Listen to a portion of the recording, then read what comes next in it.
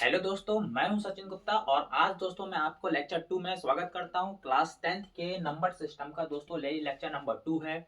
और जैसा कि हमने लेक्चर नंबर 1 में पढ़ा था रियल नंबर क्या होते हैं, रियल नंबर के दो क्लासिफिकेशन हमने देखे थे, रेशनल और इरेशनल। फिर हमने रेशनल के भी दो क्लासिफिकेशन आगे देखे थे कि रेशनल को फर्दर टू पार्ट्स में और डिवाइडेड किया गया है। डेसिमल टाइप्स का नंबर हमने उसमें देखे थे दोस्तों कि उसमें एक टर्मिनेटिंग डेसिमल एक टाइप था और दूसरा टाइप था हमारा रिपीटिंग डेसिमल।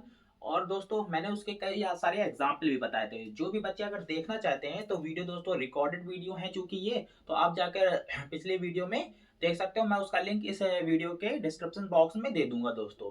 तो हम यहाँ पे शुरू करते हैं दोस्तों। जैसे कि हमने कल जो बताया था दोस्तों कि रियल नंबर दोस्तों दो पार्ट्स में डिवाइडेड है। जैसा कि अभी मैंने बोला, रेशनल रेशनल फॉर्म और दूसरा होता है दोस्तों इरेशनल फॉर्म। इरेशनल फॉर्म फिर इसके बाद रेशनल भी दो पार्ट में डिवाइड किए गए हैं, टर्मिनेटिंग डेसिमल में और दूसरा नंबर होता है दोस्तों रिपीटिंग डेसिमल। इनके मैं एग्जाम्पल और एक बार लिख दे रहा हूं दोस्तों ताकि आपको कंफर्म रहे। इरेशनल पहले तो ये दोस्तों कि रेशनल फॉर्म क्या होता है, पी अपॉन क्यू के फॉर्म में जो लिखा जाए, पी अपॉन क्यू के फॉर्मेट में जो लिखा जा सके वो रेशनल होता है। जिसे हम पी अपॉन क्यू के फॉर्मेट में नहीं लिख सकते वो इरेशनल फॉर्मेट होता है। टर्मिनेटिंग डेसिमल वो फॉर्मेट होता है जिसमें दोस्तों दशमलव के एक निश्चित अंक तक संख्या जाती है, फिर उसके बाद वो खत्म हो जाती है। रिपीटिंग डेसिमल वो नंबर होता है जिसमें कोई एक नंबर या कोई दो नंबर या कोई तीन नंबर ऐसे ही सो ऑन रिपीट करते रहते हैं, तो वो रिपीटिंग डेसिमल में जाता है। इरेशनल नंबर का सबसे ज्यादा इंपॉर्टेंट एग्जांपल आपको याद रखना है पाई। ज्यादातर बच्चे पाई की वैल्यू सोचते हैं कि 22/7 होती है, तो इसलिए वो रेशनल लगा देते हैं पाई को, जबकि पाई दोस्तों एक इरेशनल नंबर होता है। उसकी एक्चुअल वैल्यू 22/7 नहीं होती।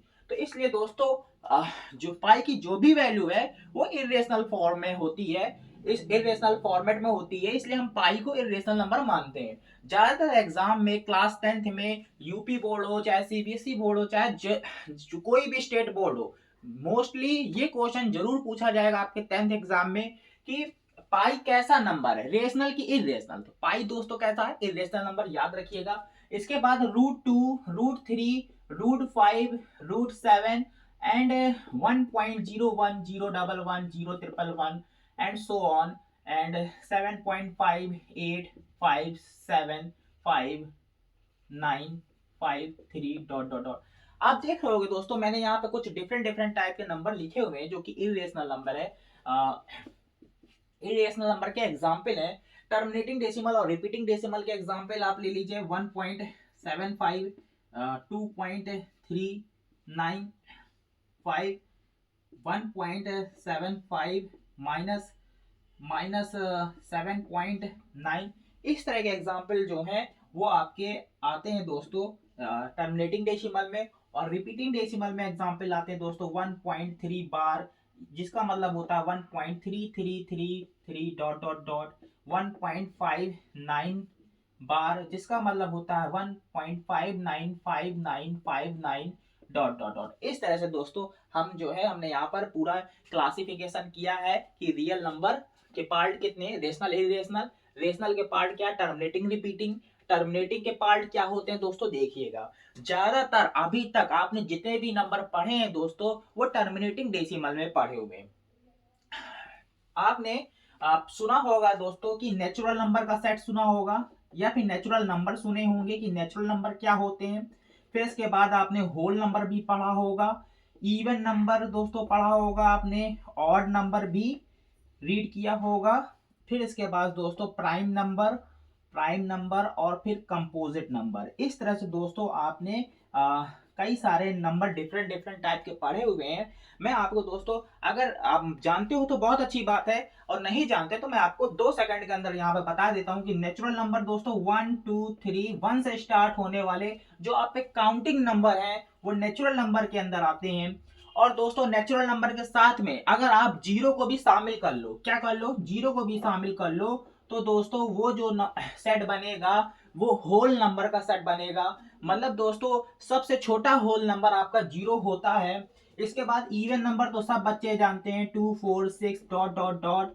ऑड नंबर दोस्तों 1 3 5 7 डॉट डॉट डॉट। इस तरह से बढ़ता चला जाएगा। प्राइम नंबर दोस्तों कहाँ से शुरू होते हैं? प्राइम नंबर का मतलब क्या होता है? कई बच्चे प्राइम नंबर जो है अच्छी तरीके से नहीं जानते। मैंने प्राइम नंबर को बहुत ही कॉमन सेंस में दोस्तों मैं समझाता हूं। प्राइम नंबर वो नंबर दोस्तों जो वन और इटसेल्फ से डिवाइडेड हो जाए वो प्राइम नंबर होते हैं। तो दोस्तों यहाँ पर आप देखिए वन तो क्या है, वन तो वन से ही डिवाइड हो रहा है। वन को लीव कर देना है आपको, वन को प्राइम नंबर में नहीं लेना है, इतना बस याद रखिएगा। 2 3 5 7 डॉट डॉट डॉट। इस तरह से दोस्तों प्राइम नंबर का सेट बनता है। और कंपोजिट नंबर का सेट दोस्तों वो है जो किसी दूसरे नंबर से, वन के अलावा किसी भी नंबर से अगर डिविजिबल हो तो वो कंपोजिट नंबर के सेट में आता है दोस्तों। जैसे फोर देखिए वन के अलावा टू से भी डिविजिबल है तो फोर कंपोजिट नंबर में। फिर इसके बाद नाइन की बात अगर हम करें, नाइन क्या है दोस्तों? नाइन जो है, नाइन के पहले आप सिक्स ले लीजिए, नाइन के पहले आप सिक्स ले लीजिए।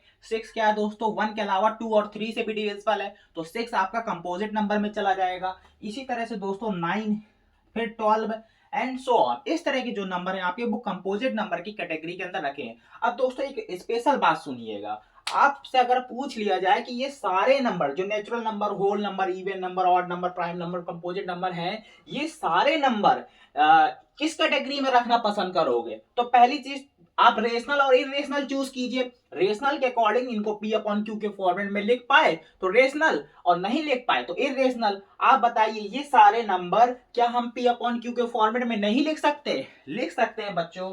कैसे? आप देखिए इन सारे नंबरों को वन से डिवाइड कर दीजिए। किससे डिवाइड कर दीजिए? वन से। और रेशनल नंबर की मैंने डेफिनेशन में समझाया था, पी और क्यू में वन के अलावा कोई भी कॉमन फैक्टर नहीं होना चाहिए। यहाँ पे जो आप पी और क्यू देख रहे हो दोस्तों, पी एक इंटीजर है, क्यू एक इंटीजर है, दोनों इंटीजर में वन के अलावा कोई भी कॉमन फैक्टर नहीं होना चाहिए।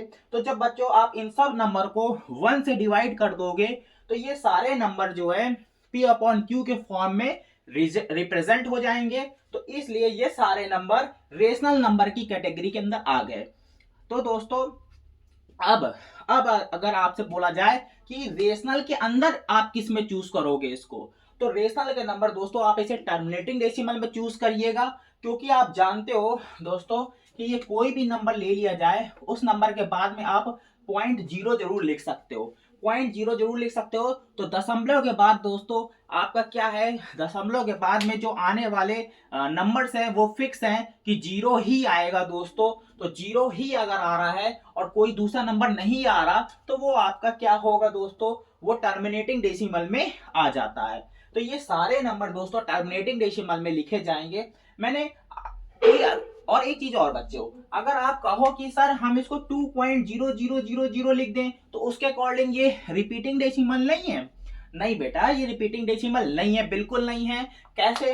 क्योंकि आप जब इसको सॉल्व करते हो तो सॉल्व करने के लिए दोस्तों जो रिपीटिंग डेसिमल का जो तरीका है, जिस तरह से हम उसको पी अपॉन क्यू के फॉर्म में बदलते हैं, उस तरह से इसको बदलने की आवश्यकता बिल्कुल भी नहीं पड़ेगी।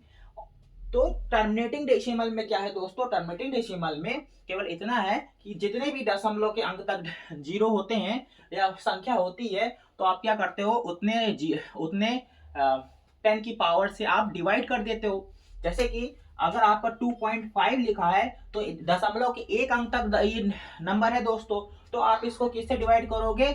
10 की पावर 1 से डिवाइड करोगे। 10 की पावर 1 का मतलब है 10, तो मतलब दोस्तों ये 25 डिवाइड बाई 10 हो जाएगा, जो कि बनेगा आपका 5/2। तो इस तरह से दोस्तों आप क्या करते हो, टर्मिनेटिंग डेसिमल को पी अपॉन क्यू के फॉर्म में बदलते हो। तो उसी के अकॉर्डिंग 2.0 को भी आप बदल सकते हो। 2.0 को बदलोगे दोस्तों, तो 2.0 को जब आप बदलोगे तो पॉइंट हटाकर क्या करोगे, एक अंक तक डेसिमल है तो इसका मतलब 10 की पावर 1 से डिवाइड करोगे तो ये क्या बनेगा, 20/10। और 20/10 का मतलब ही दोस्तों 2 है। क्या है? 2 या फिर 2.0। तो इस तरह से दोस्तों ये क्या है, हमारा टर्मिनेटिंग डेसिमल और रिपीटिंग डेसिमल के हम लोग अंतर करते हैं। आप ये बिल्कुल मत कहिएगा कि 2.0 जो है या फिर 2.000 dot dot dot repeating decimal में आएगा, रिपीटिंग डेसिमल में नहीं आएगा दोस्तों। अब मैं चलता हूं दोस्तों, बिना समय गवाए आपको ये बताता हूं कि टर्मिनेटिंग डेसिमल और रिपीटिंग डेसिमल को आप पी अपॉन क्यू के फॉर्म में किस किस तरीके से बदल सकते हैं। चलिए थोड़ा सा इंतजार कीजिए, मैं बोर्ड इरेज कर लेता हूं।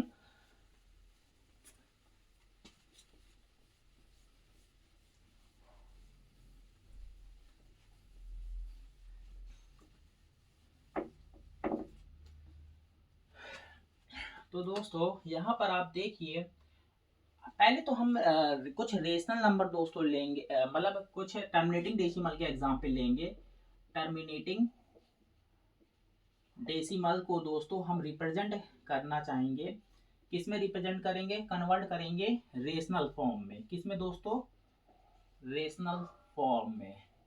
तो अगर मैंने आपको सिखाया कि जैसे कि मैं एग्जांपल के तौर पे दोस्तों ले रहा हूं 1.5, तो सॉल्यूशन में मैं आपको ये समझाना चाहूंगा इस क्वेश्चन को सॉल्व करने के लिए कि अगर, चलिए और बड़ा नंबर ले लेते हैं, अगर दशमलव के बाद 3 अंक हैं तो आप 10 की पावर 3 से डिवाइड कर दीजिए।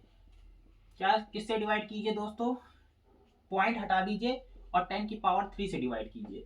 और 10 की पावर 3 का मतलब दोस्तों होता है 1000। तो दोस्तों जब इसे आप कैलकुलेट करोगे, अगर इनके कुछ कॉमन फैक्टर कैंसिल हो रहे हैं तो आप कैंसिल कर लीजिए, और अन्यथा फिर आपका यही आंसर हो जाएगा। तो दोस्तों मुझे नहीं लगता नहीं है ये कैंसिल होगा, अगर होता है तो आप कैंसिल करके देखिएगा इसको और कमेंट में बताइएगा कि आपका आंसर क्या आया। दोस्तों अगर आप का लिखा हुआ है 2.50 लिखा हुआ है, तो यहाँ पर आप देख रहे होगे दोस्तों कि दशमलव के बाद 2 अंक आए हैं, तो आपको क्या करना है दोस्तों, 10 की पावर 2 से डिवाइड करना है। किससे डिवाइड करना है, 10 की पावर 2 से। तो 10 की पावर 2 से जब डिवाइड करोगे तो डेसिमल ये हट जाएगा, तो ये 250 डिवाइड बाई 100 बचेगा दोस्तों। जब आप इसे कैलकुलेट करोगे तो ये 0 से 0 कैंसिल हो जाएगा, और 5 से जब कैलकुलेट करोगे तो 5/2 आ जाएगा दोस्तों। तो इस तरह से दोस्तों कोई भी आप एग्जाम्पल ले सकते हो, कोई भी टर्मिनेटिंग डेसिमल ले सकते हो जिसको आप रेशनल फॉर्म में इस तरह से बदल सकते हो। एक और उदाहरण ले लेते हैं, जैसे मान लीजिए माइनस का 3.75 है दोस्तों।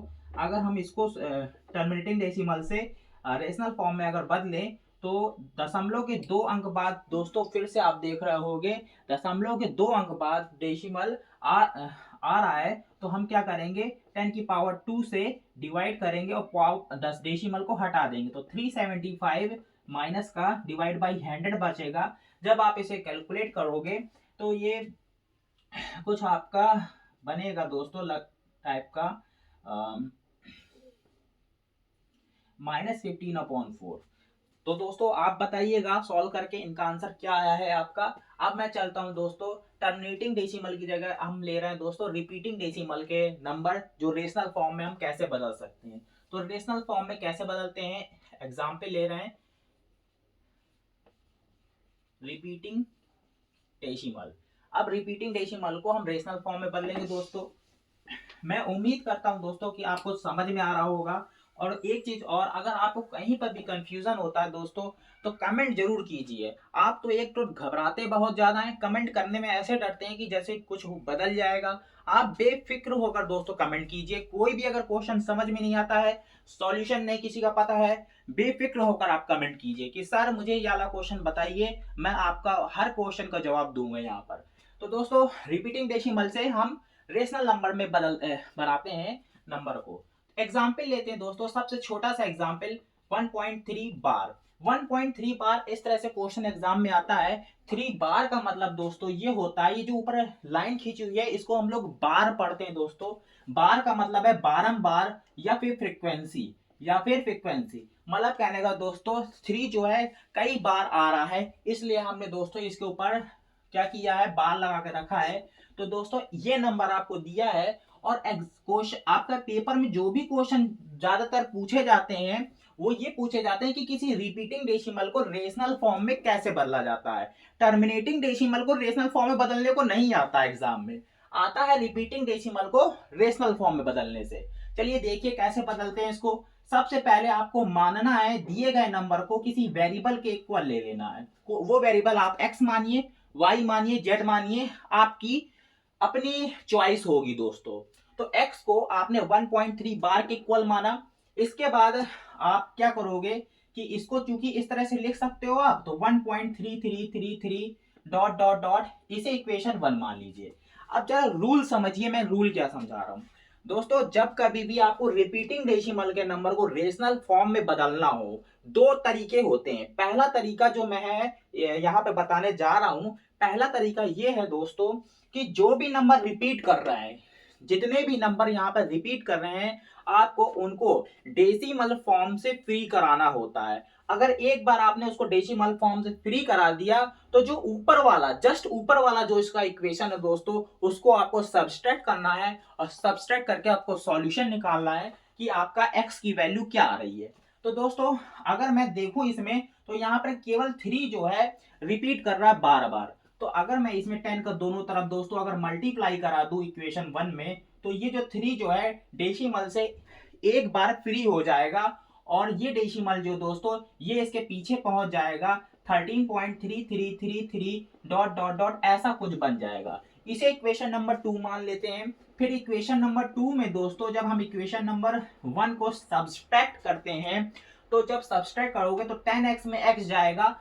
एक चीज ये भी याद रखिएगा, मैं आप लोग चूंकि छोटे बच्चे हो तो इसलिए मैं छोटी छोटी सी बातों को बता रहा हूँ। क्लास 9-10 कोई बहुत बड़ी क्लास तो है नहीं, काफी सारे बच्चों को बहुत ज्यादा कंफ्यूजन्स रहती हैं, बहुत ज्यादा मालूम तो नहीं रहता। इसलिए दोस्तों मैं आपको बताता हूँ, एक एक पॉइंट बता रहा हूँ कि जब भी आप इक्वेशन को घटाओगे, क्या करोगे, किसी भी इक्वेशन को सब्सट्रैक्ट करोगे, तो आपको एलएचएस पार्ट को सब्सट्रैक्ट करना होता है और आरएचएस पार्ट को सब्सट्रैक्ट करना होता है। तो दोस्तों 10x में जब x जाएगा तो बचेगा 9x, और 13 में से जब 1 जाएगा दोस्तों तो मिलेगा आपको 12, और 0.333 ये 0.33 से पूरा सब्सट्रैक्ट होकर 0.0 बचेगा दोस्तों। क्या बचेगा? 0। आप मैच कर लीजिए, पॉइंट के बाद का जो नंबर है पूरा एकदम सेम है, और सेम चीज को सेम जब सब्सट्रैक्ट करोगे तो 0 बचेगा। तो दोस्तों यहाँ पे x की वैल्यू 12/9 आ जाती है। जब आप इसे 3 से कैलकुलेट करोगे तो 4/3 बन जाएगा।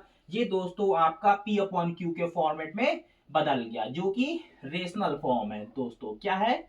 Rational form. तो इस तरह से दोस्तों हम रिपीटिंग डेसिमल को रेशनल फॉर्म में बदलते हैं। एक और एग्जाम्पल लेते हैं, बहुत अच्छा सा सुंदर सा एग्जाम्पल लेंगे ताकि आपको और क्लियर समझ में आए और आप अपने बुक्स के क्वेश्चन को सॉल्व कर पाओ।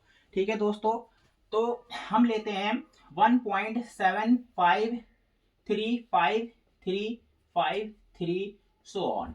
तो आप इस बार देखिए दोस्तों, ये मैंने दूसरा टाइप ले रखा हुआ है। यहां पर आप देख रहे होगे कि जो 53 है दोस्तों, ये नंबर बार बार रिपीट कर रहा है। तो आप इसको कुल मिलाकर इस तरह से भी लिख सकते हो, 753 बार। तो मतलब 53 में दोस्तों बार है और 7 क्या है? फ्री है हमारा। तो देखिएगा, समझिएगा ध्यान से मैं क्या बताने जा रहा हूं दोस्तों। यहां पर आप देखिए 1.753535 लिखा हुआ है, 53 रिपीट कर रहा है। इसको तो आपको बाद में फ्री कराना होगा।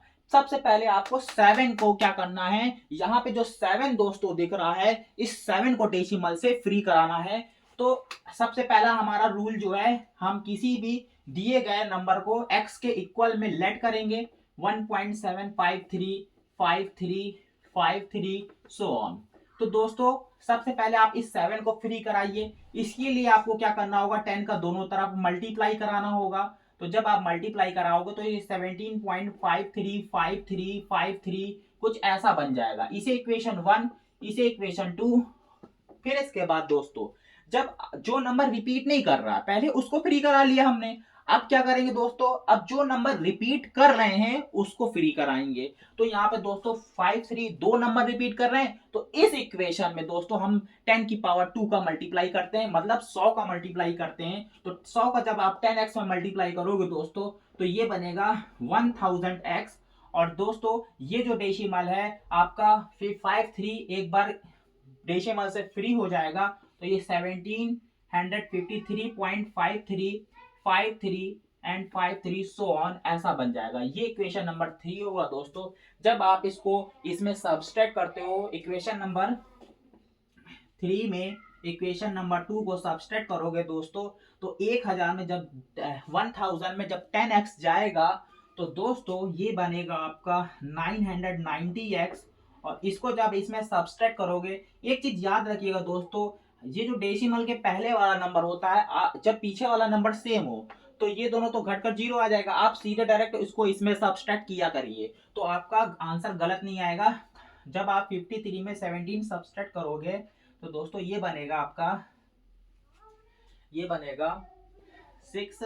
और ये बनेगा दोस्तों 3, ये बनेगा 7 और 1। तो x की वैल्यू 1736 डिवाइड बाई 990 आ जाएगी दोस्तों।